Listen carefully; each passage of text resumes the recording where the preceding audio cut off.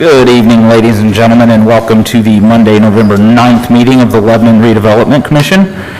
First thing on the agenda this evening is the Pledge of Allegiance. I pledge allegiance to the flag of the United States of America and to the republic for which it stands, one nation, under God, indivisible, with liberty and justice for all.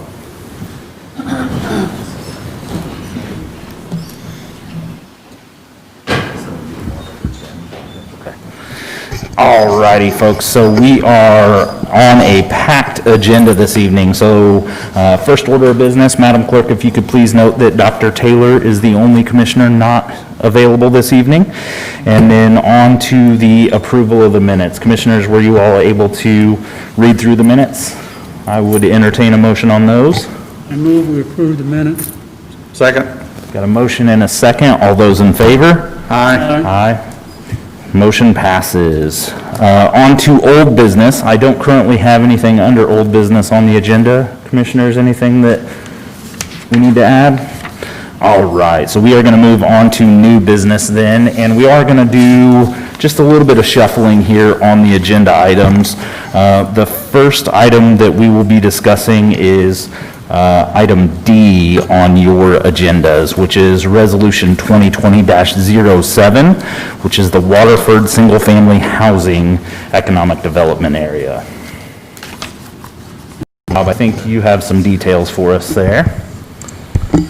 Yes, Commission members, as you may recall, Mr. Henke and Lisa Lee, who are both in the audience, presented at the last meeting, talked about the Waterford Development Project, and this is a resolution, again, just it's a declaratory resolution that I'll go through and talk about it. It's we are asking that there would be a motion on it after I go through and read it, to the extent that anyone has questions. Again, Mr. Henke and Lisa Lee from Ice Miller are here to go through some things. And also, I see Brian Colton with Baker Tilly as well, and I know if we have questions for that. But I do want, I'll go ahead and read it, and then I want to note there was one change in paragraph 8 that I'll highlight here in a second. So this resolution,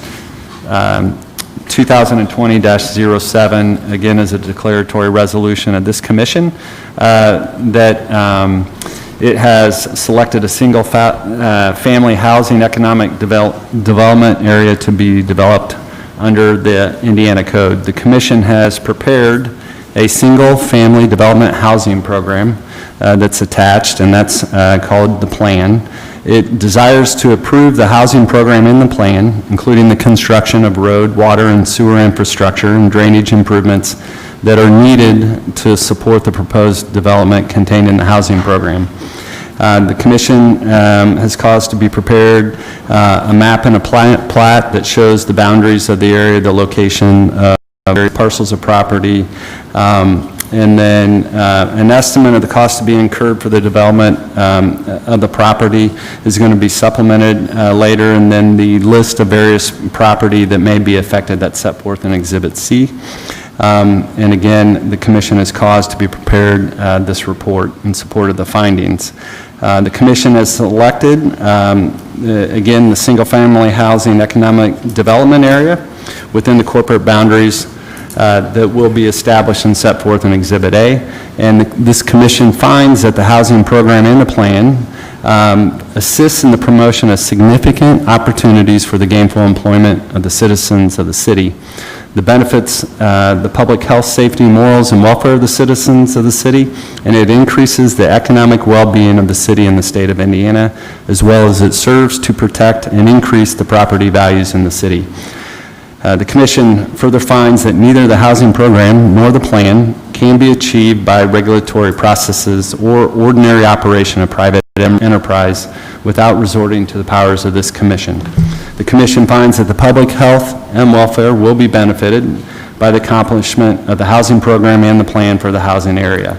The commission further finds that the housing program and the plan will be a public utility and benefit as measured by a reasonable expectation of the attraction of construction jobs, increase in the property tax base, improve the diversity of the economic base, as well as other benefits. The housing program and the plan conform to the development and the redevelopment plans for the city.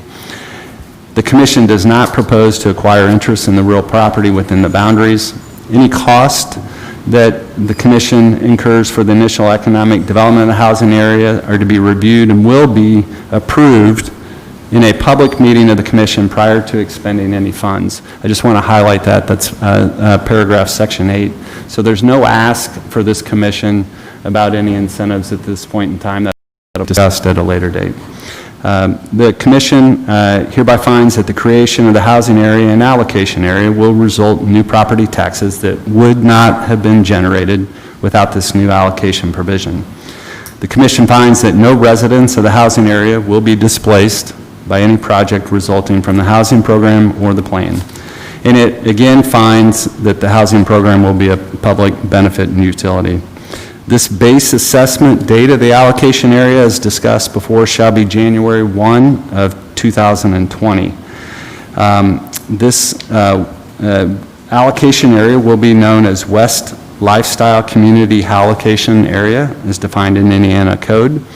And the presiding officer of the Commission is hereby authorized and directed to submit this resolution, the housing program, the plan, and the factual report to the Lebanon Plan Commission for its approval, as well as after receipt of the order of approval of the Plan Commission to be sent to the Common Council, and as well as to publish notice of the adoption and the substance of this resolution in accordance with Indiana Code.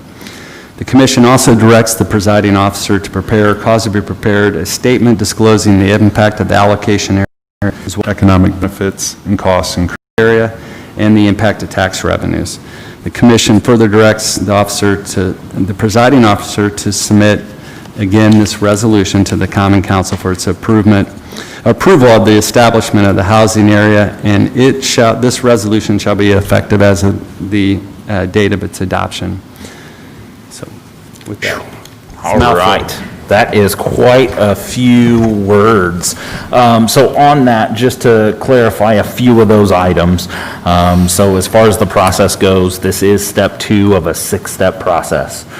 So there are quite a few steps before this is finalized. But this is step 2 in front of the RDC. I believe some...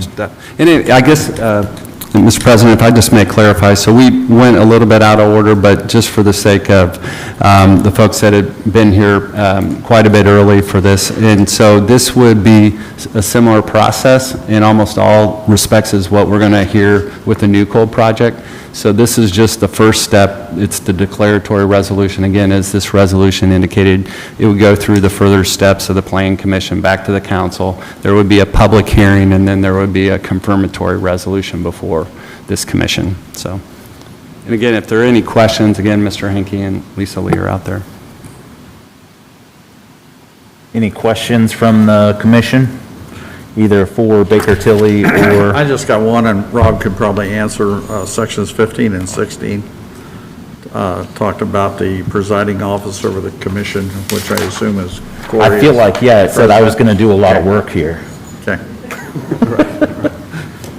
I think we have people. I didn't want Yeah, in Tanya conjunction with the clerk treasurer, Tanya there. There you go. Didn't want to give Tanya any more work. All right, good. Good deal. So any questions for either Baker Tilly or the developer in this case? Can Baker Tilly give us an idea of what an estimate might be? Yeah, absolutely. If you can, I believe we have some numbers prepared. Thanks, sir.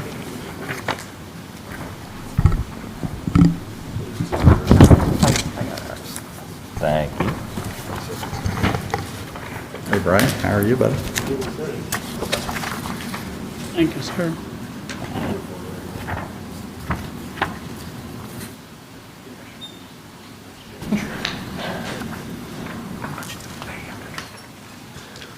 Good evening. So this is still pretty preliminary as far as our numbers and still refining things, but wanted to touch on a couple of different points. One is what's an estimate of the tax increment? What's the estimate of if there's pass-through? And we've got an illustration here assuming an 80-20 split. 80% of the development, 20% pass-through. What would that impact for assessed value, and what would that impact your tax rate? So just a couple illustrations here, and as we go through the process, we'll refine this. But just to give you an idea of the scope of what we're talking about and the magnitude. So in the first schedule, this shows the estimated tax increment, and this assumes that 80% of the incremental assessed value is captured for the development for the project to go towards the project costs. And you can see we have it starting in 2023. So that would assume that in 2021, there are houses getting built, assessments take place January of 2022. So revenue would start in 2023. So it's about $250,000 in the first year in 2023, and then it ramps up pretty steadily over time with the model that we've developed, where you can see by 2027, it's about $2 million going towards the development project. 2031, about $3.8 million. 2039, about $7.5 million. And then finally, when you get towards the end, when everything's built out, it's a pretty long construction period for the project. It's about $10.5 million in 2046. But bear in mind that we have a limited life on the TIF area, so at that point in time, there's not many years left in the TIF area, just with the development. Now, if the TIF area, builds out faster and it's more accelerated, then the line that, slopes up would slope up more quickly. But that just gives you an idea of what 80% would generate for revenue for the project. The next slide shows what's that pass-through. And this is assuming that 20% is pass-through as assessed value. The other scenario would be is if the Redevelopment Commission passed through a portion of it or decided to capture it for other purposes out in the area. This is assuming that that would actually be passed through to impact the tax rates. So you can see in 2023, about $3.8 million of assessed value comes online. That would go to help your budgets offset tax rates. 2027, that's about $30 million of assessed value. 2035, about $80 million of assessed value. And then by the time you get out to 2046, it's about $150 million of additional assessed value going into the budget. So that helps to offset tax rate. So then the final schedule just takes a look at, and this is just the city's tax rate. We did a similar analysis for the schools, but this is just for the city's tax rates, assuming that 20% pass through. It shows your tax rate for the city is about 82 cents for 2020. In 2025, with that additional assessed value, it'd go down about a cent to 81 cents. 2035, it's about 76 cents. So you can see it does start to, as that assessed value picks up, it starts to really impact the rate. And by 2045, it's about 11 cents less than where it's at today with that assessed value. That's the 20% pass-through. So, as I mentioned, and I'll say it again, as we refine the numbers, we'll get more exact, although it's never going to be totally exact because this is a 20-year build-out.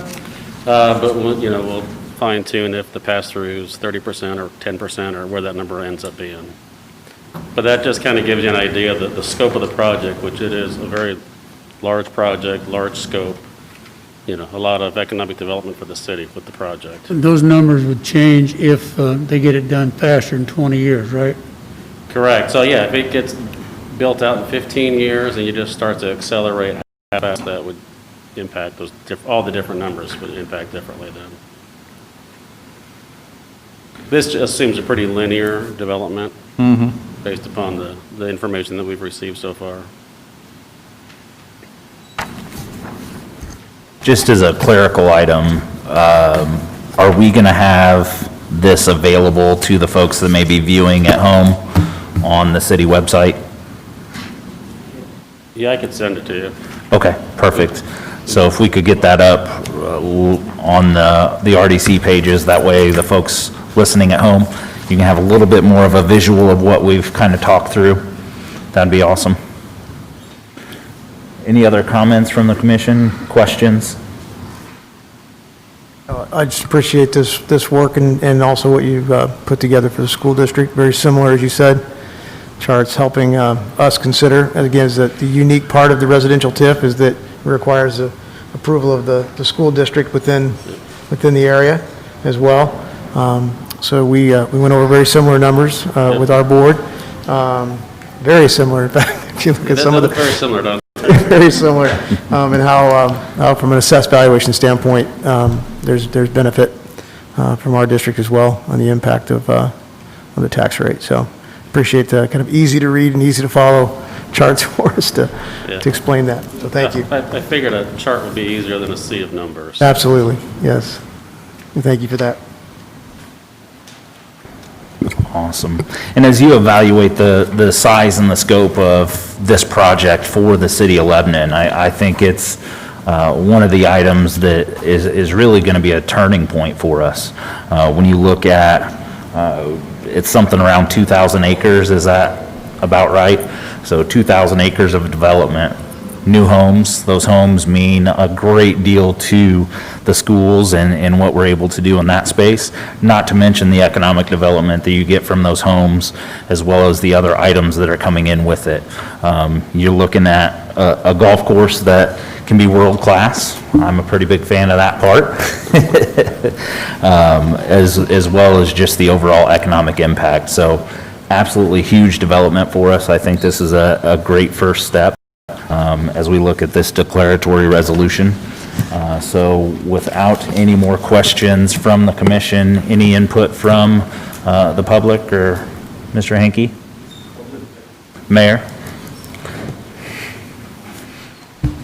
Thank you, Mr. Coots. I would also mention too something to consider with this project. Yes, we definitely have talked about a lot of the houses that are being planned as part of this, but there's also a business park component as well too. And as you guys we'll talk about later tonight with the New Cold project, we are almost out of space in our business park. So this is part of that discussion as well, that this is a mixed use type development with lots of different types of uses within it, which also helps us prepare for our future to help us continue growing our strong local economy with jobs and here as well. So this is just the residential portion, but also remember there's also a business park component of this project as well too. So that's all I had to say. Thank you. Thank you, Mr. Mayor. So with that, I think we've had some very good input, some great questions asked. So I would entertain a motion for declaratory resolution 2020-07. I'll make a motion, we approve resolution number 2020-07. All right, we have a motion on the table. Any seconds? I'll second it. Second from Keith. All those in favor? Aye. All those opposed? Motion carries. Thank you very much, and thank you folks for being here a little bit early tonight as well. Appreciate it.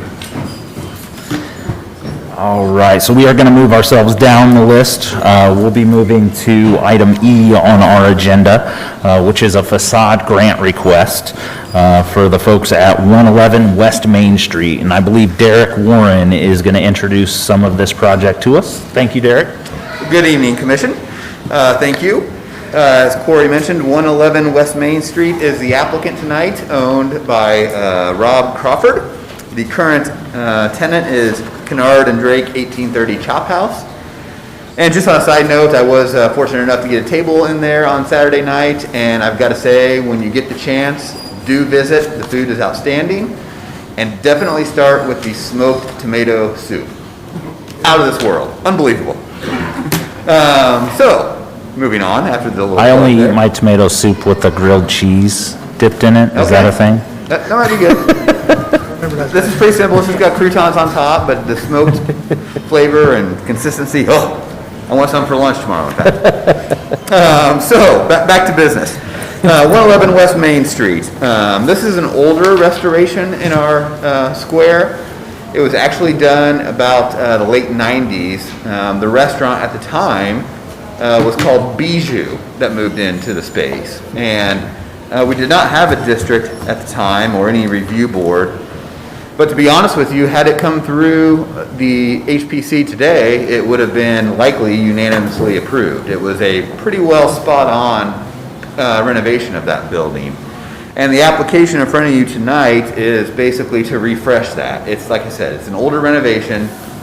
It's somewhere in the 22-year-old renovation point, and it just needs a little TLC at this point. Some of the maintenance over the years from some of the occupants hasn't been the greatest, and some of it is now failing. So the applicant is basically just bringing it back to life from where it was in the late 90s, 98, 99, 2000 era.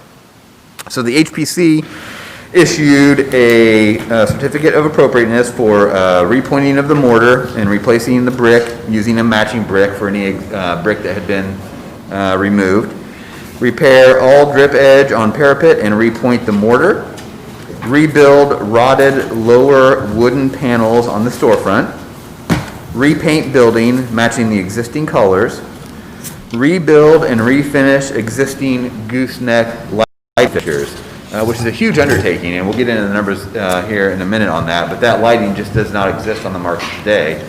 So the owner is willing to just have those things rebuilt and reinstalled. So that's a big deal in the HPC world, because those lights are, again, spot on what they should be for historic value. And then the final element is to replace the existing front and alley doors with full glass, oil-rubbed aluminum frames. Very similar to what you see now, except for an oil rub instead of a bronze finish. So with that, we can get into the numbers portion of the presentation. The applicant did provide two estimates, one from Schrader Built LLC and one from Home Construction. Schrader Built LLC was the low bid at $79,549.95.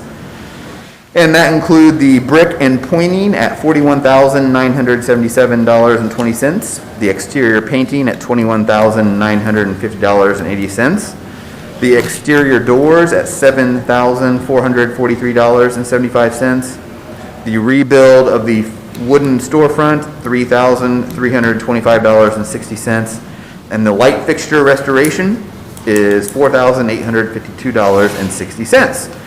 So with that, at $79,549.95, that puts the applicant into category 9 in the grant resolution, with a cost estimate between $75,001 and $100,000. The owner's share in that category being $38,500.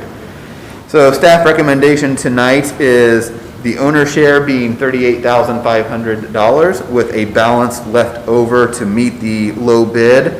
The staff recommends RDC award $41,049.95 to equal the low bid. I'm happy to answer any questions that you might have after that brief overview. Thank you very much, Derek. Commissioners, any questions? Is it the Seder was the low bid? Yep. I was just looking at the estimate. It says $84,003. So I was just on the sheet. No? I'm over on our briefing document. I believe it shows the $79,549.95. If you're looking at the estimates, there was a component in there that was not eligible, so that was taken out. The blade That's a long sign was not description. eligible, so that is the difference. Wasn't squaring with. Yep. Gotcha. Should have mentioned that in the get-go, sorry about that. No, perfect. Thank you. So what I list on the estimate report Is that what- you see broken down is the eligible Eligible items. Yep. expenses. Thank you. I believe we have some representatives here this The building evening, right? owner and the Chop House primary owner, we talked about it out there, is here tonight as well. Any comments you guys would like to make about the setup, the new restaurant? Any plugs? I hear rave reviews about the smoked tomato.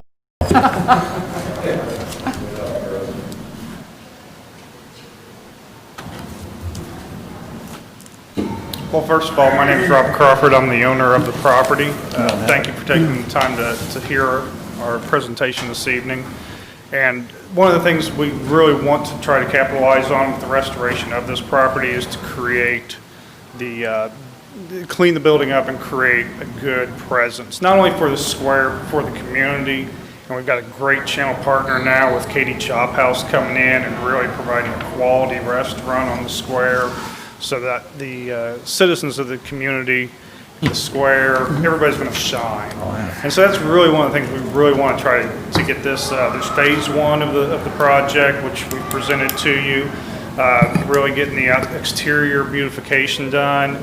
And then in the spring, we're going to have some exterior things we're going to continue on with trying to capitalize on the alley and bringing people in and really creating that ambiance, if you will, that great destination type restaurant. But I'm also going to continue to work on the building. The upstairs has been neglected and it just has sat idle, so it needs a complete gut job. We're right now kind of exploring the opportunities, what does make the most sense to utilize that square footage, and we're getting a lot of feedback on that. So we really haven't made a decision on that, but we do continue to invest in the property again, so it really helps not only with the square, not only with, Lebanon, Boone County, but the community as an overall. Awesome. Very cool. Thank you. Thank you very much. And to give you a little background, so the Bijou used to be a favorite of Mr. Peyton Manning. I don't know if you guys were aware of that, but he would often drive up to town, go into Bijou for some French dining. So hopefully we can make the Chop House the same thing. Absolutely, absolutely.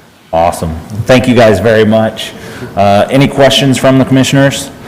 So I believe the staff recommendation was an amount of $41,049.95 based on the grant grids. So with that, I would entertain a motion on the facade grant. I just got a comment that, I attended the restaurant Saturday evening, found it very good. Like what you've done on the inside. I encourage you to try to do something upstairs if you can. And I noticed from the pictures, some of the repairs that need to be done and so forth. But I'm just kind of concerned that we're always making a donation larger than what the owner is doing. So I'm just kind of concerned that I always think the owner should be putting more into the program than what we're doing. So 2 comments real quick. That's 2 of you that went Saturday night and I didn't get an invite. I'm just mentioning that first. I went Saturday early, 4:30. I saw it on Facebook, they were open. Yep. And I decided to go and I got there early and I snuck in and, and everything and it was all good. Yeah. All good. In terms of the... Really nice. Excellent. That's awesome. Thank you. Very cool. In terms of the grid itself, I think this commission has talked a couple of times this year about getting together before 2021's facade grant cycle to take a look at those breakdowns and what might make sense. But I think that we have a ton of success coming into our downtown. We look at a program like this, yes, we are slightly over that 50% mark, but we have a building owner that's still committed to doing more. And as we look at levels 10, 11, and 12, Derek, if you can correct me if I'm wrong, but I believe that starts to even itself out a little bit.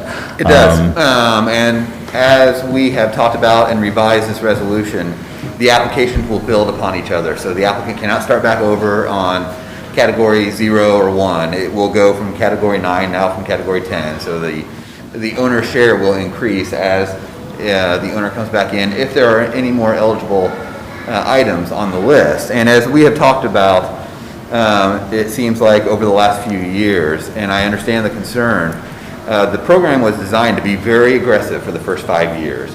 And I would plead the RDC to not meddle with the categories at this point. Let it play out the 5 years, let it be aggressive, let the change start to happen, and then let's revisit it after that. I think truly it's going to take a good 5-year period for this thing to play out. And then eventually, I think we can back it down. I think we can back it down tremendously, but to get things moving, I think it does take an aggressive approach. And I truly believe that this grant program is working wonders. And I think we've seen that over the last few years.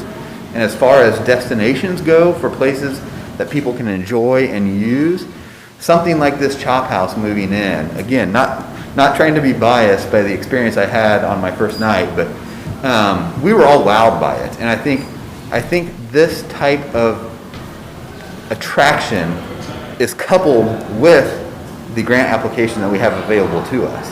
I don't think we would see some of the changes that we're seeing in our downtown without this grant scale. So I think it's highly important to leave this thing with some maybe minor tweaks in place until the 5-year program runs out. Right. And I think as you look, over the last 18 months, what we've done in the downtown area with partnerships like this versus a 15-year period where I was in middle, high school, into my college years, what we've been able to do with that downtown is absolutely amazing. We've got Talent Factory did a substantial improvement. Cowan's, a longtime member of our downtown, they were able to do some improvements there. Plus you also have Clues Brews announced that they're coming into downtown. Obviously the Chop House is in downtown as well. So when you look at the impact that it's truly made over this last 18 months, it's pretty awesome. So I understand what you're saying, but parse it to 3841, I think that's a fairly even response there. So just my 2 cents.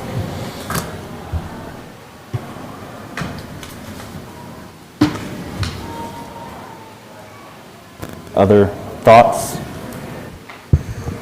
Ideas? Motions? Well, I understand Derek's idea, but also it's still up to the RDC we can change any and make any motion at any time. Right. They make a recommendation and we appreciate their recommendation, but we can make any kind of offer that we see fit. And, Yep. and I'm always still in that mode that I always think the owner ought to have a little bit more than what the RDC has in the game. And Dick, to that point, and it's not improvements that's on the table here from the owner. The owner also, purchased the building and it took that investment along as well. So it's not just like any applicant has come in here and asking for nothing. Any applicant has already invested the purchase of the property, which is not eligible for any grant dollars. So in this case, you're talking about several $100,000s in purchasing a vacant building that is now having new life breathed into it. So in most cases, the owner has already far more invested than what you're seeing in this application tonight. This is simply just facade improvements that happen to be grant eligible by the resolution that was passed in 2018. Yeah, I think you even mentioned we took a few of those ineligible items out already, correct? From just the projects that were done? Correct. And bringing in a little bit of professional experience as well. You take a look around at what 2020 has done, and it's not been the nicest to restaurants. And to see some folks willing to put time and energy and a lot of dollars behind getting a new restaurant going and choosing to do that in downtown Lebanon, I think is a huge feat, so.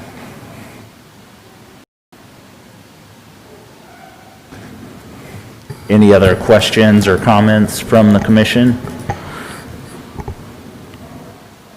I would entertain a motion on the facade grant request. Chairman, I'd move that we approve the award as presented by Derek in the amount of $41,049.95. We have a motion on the table from Dr. Milliman. Do we have a second? I'll second it. We've got a second from Keith. Mr. Campbell, thank you much. So we have a motion and a second. All those in favor, say aye. Aye. All those opposed? Aye. Motion carries 3-1. Thank you very much, gentlemen. I really appreciate it. Look forward to getting down there. And Derek, thank you again for your hard work on the facade program. One last quick thing, and I'm sorry, I know you have a schedule. Absolutely. This is without doubt the last application of the year. So we have a balance of $28,645 left over from the $250 for 2020.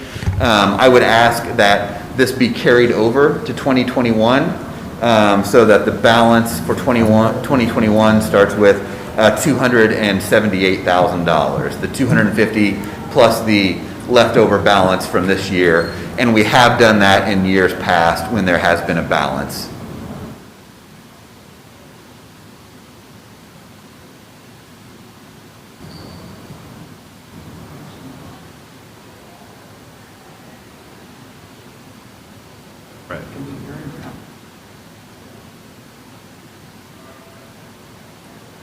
Is that I don't think something we can do that, can we?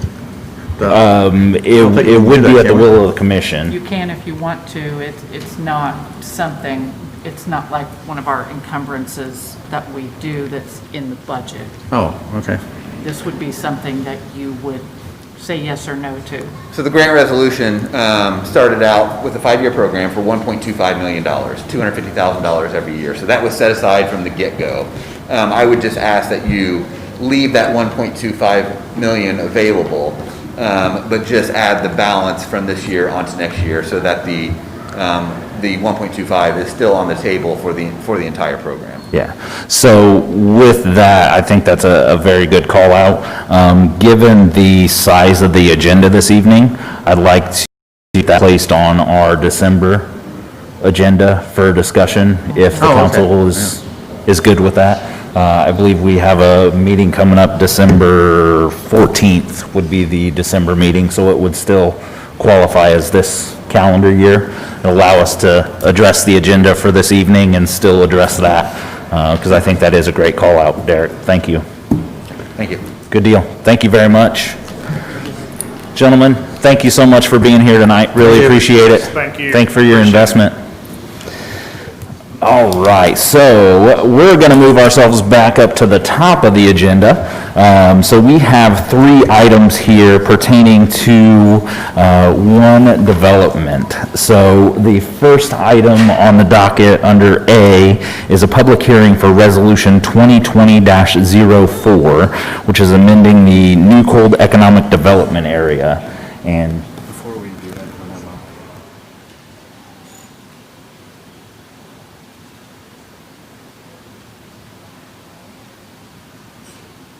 She probably ought to speak in favor of first. And before we open the public hearing, we have the Boone Economic Development Corporation Director, Molly Whitehead here. Molly, if you could just say a few words on New Cold and what this is specifically for us. Yes. Good evening, Commissioners. Molly Whitehead, Boone County Economic Development Corporation. So this project, or the next 3 hearing points that you'll have are all related to New Cold or Project Isle, which you may have seen before. This is, as I mentioned at your last meeting, not a completed deal for the city of Lebanon yet. This is definitely a key piece of the puzzle for the company, but they are also very reliant on customer contracts before being able to move forward as well. So New Cold is a cold storage facility.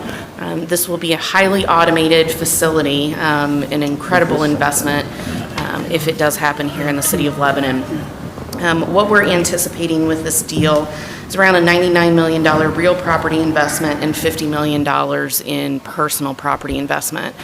By far the largest deal we've ever seen in the city of Lebanon, infinitely the largest deal we've seen in Boone County, at least in the past 6 years and several months.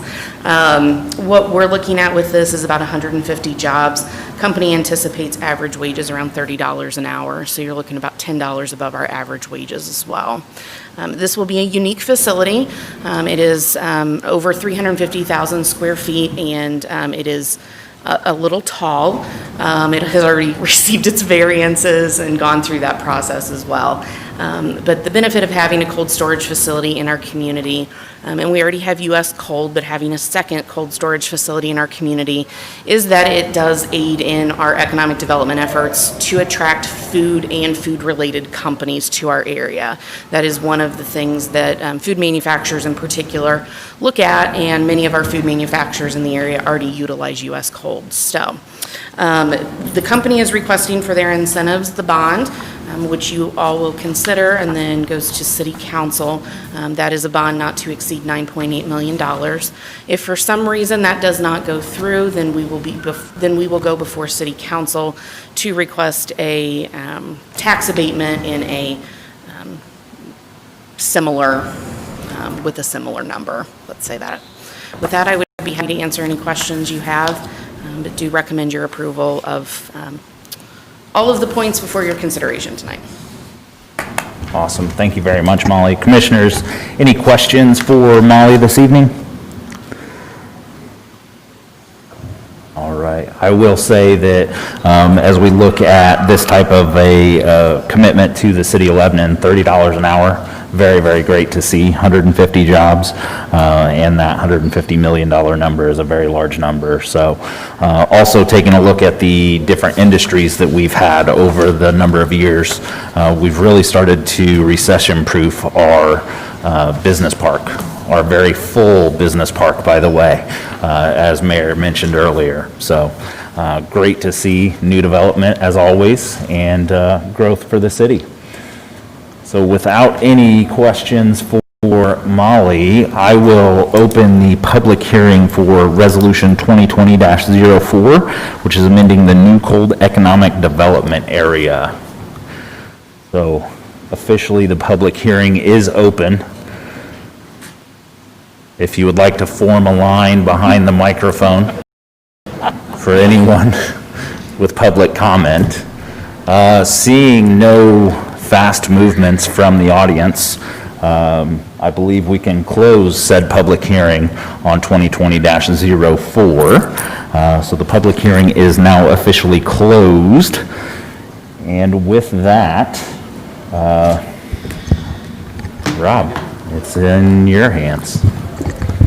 Thank you, Commission. So this is Resolution 2020-05, confirming the amending Declaratory Resolution 2020-04, adopted on October 13th of 2020.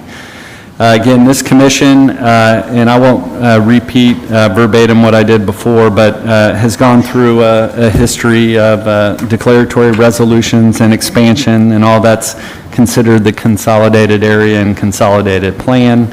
It then amended it again on October 13th of 2020. On October 19, 2020, the Lebanon Plan Commission issued its order approving the amending declaratory resolution. On October 26th, the Common Council of this city adopted its resolution 2020-08, approving the Plan Commission order, the amending declaratory resolution in the plan supplement. This commission now desires to take final action.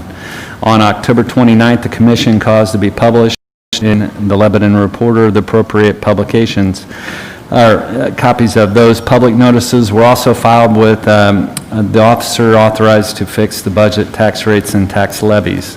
Now therefore be it resolved that this commission confirms the findings and determinations, designations, and approving the adoptions contained in the amending declaratory resolution. This commission determines that it will be a public utility and will benefit the public health and welfare of the citizens of the city to amend the declaratory resolution and the plan as set forth in the amending declaratory resolution.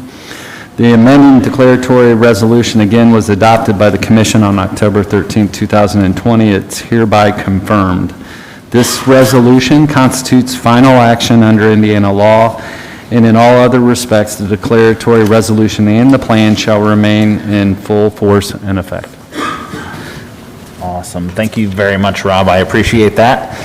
So with that, we're read into the record. I would entertain a motion regarding Resolution 2020-04. 4, isn't it? 05. 05 is the confirming. So for clarification, 2020-05 is the confirmation of the amendment. Okay, so we're approving this. We had the hearing on 04, and 05 is the... Yeah, so after this, commission members, resolution 2020-06 is just a resolution pledging the tax increment, but this resolution 2020-05 is the confirmatory resolution. Oh, okay. Approving, again, Exhibit A, which Yeah, is the okay. declaratory resolution.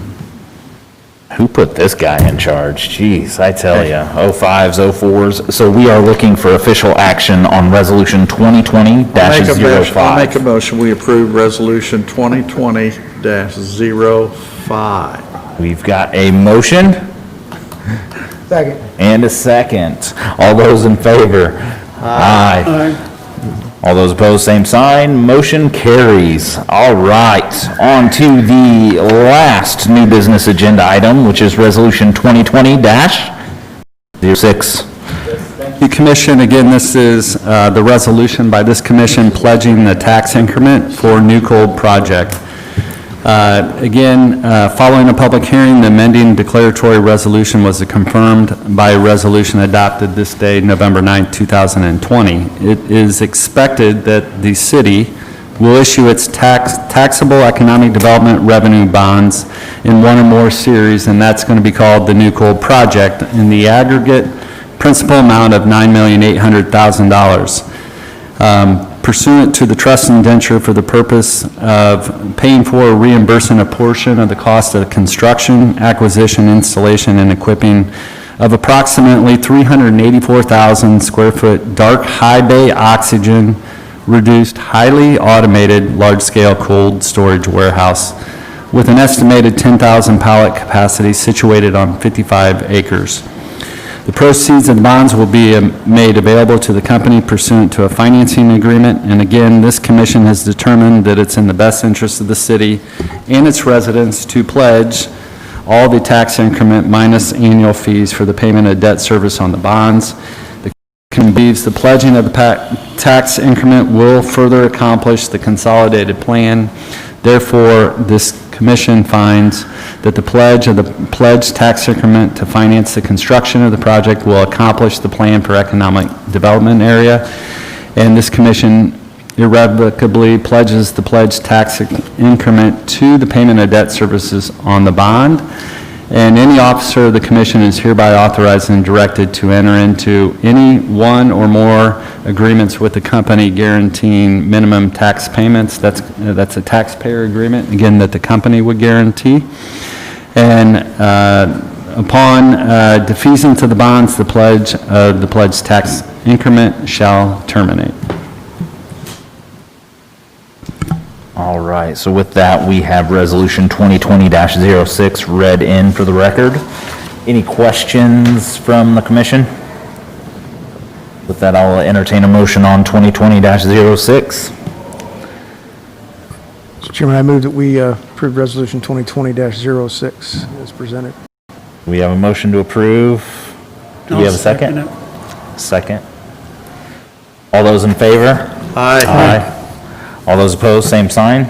Motion carries. All right, and with that, Rob, do we have any other action needed on the New Cold agreement? Awesome, very cool. That concludes our new business on the agenda that I have here. Commissioners, you have any items that need to come before the commission? All right, so with that, I would entertain a motion to pay our claims. Make a motion to pay claims? Got a motion and a second. All those in favor? Aye. All those opposed? Motion carries. And finally, a motion to adjourn. I will make that motion. Can I get a second? You gonna stay here, Dick? Second. Somebody has seconded a motion to, Madam Clerk motions. All those in favor to adjourn? Aye. We are now adjourned. Next meeting, regular meeting of the RDC will be Monday, December 14th at 6:30 PM. Thank you very much.